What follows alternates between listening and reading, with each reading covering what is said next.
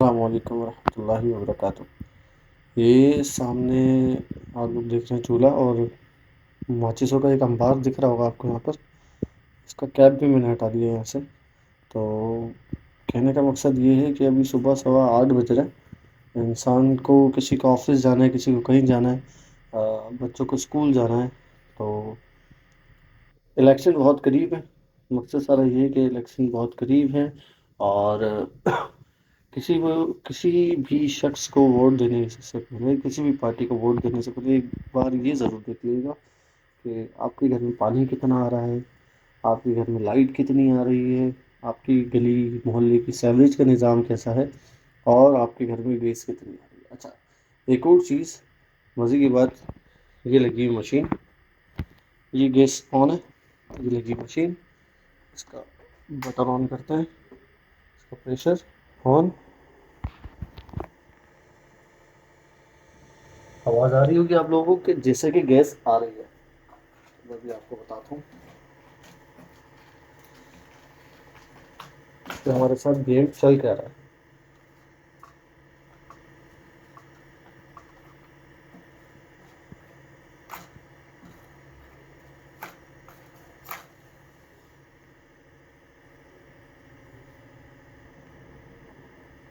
دیکھ رہے ہیں؟ ماچس کا کیا حال ہو رہا ہے؟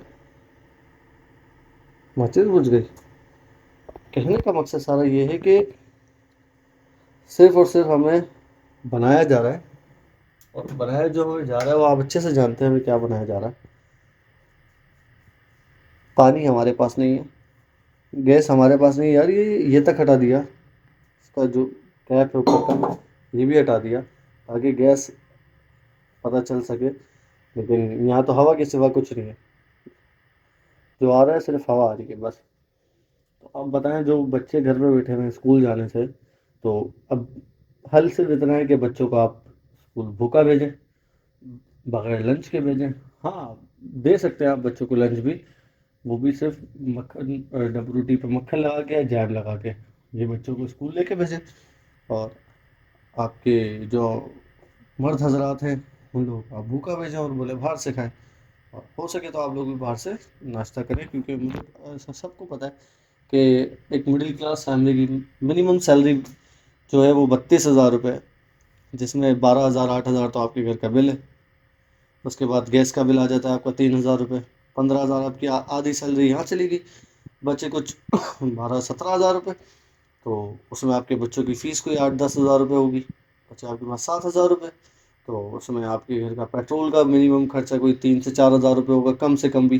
اگر بہت قریب جاتے ہیں تو بچے آپ کے پاس کوئی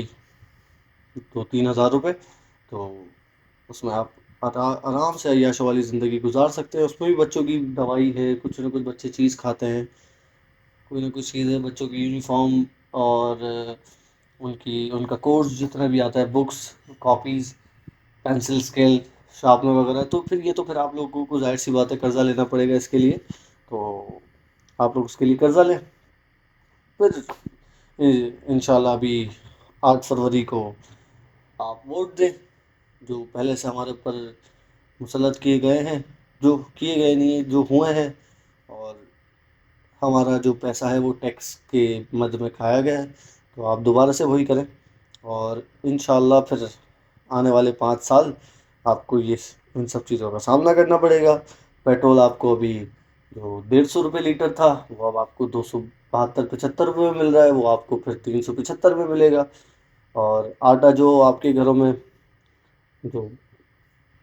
300 400 والا بورا 12 1300 1800 روپے کا ہو چکا ہے، وہ آپ کو کوئی 2,000 2200 کا ملے گا۔ کوشش کریں کہ آنکھیں کھولیں اپنی، مقصد سارا یہ ہے کہ اپنی آنکھیں کھولیں، ابھی بھی ہم لوگ بے ہوش ہیں، ہم لوگوں کو کوئی ہوش نہیں ہے،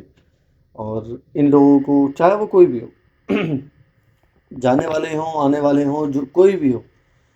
سارے ہم لوگوں کا پیسہ کھاتے ہیں، تو پلیز خدا را ووٹ دیکھ کر دیں،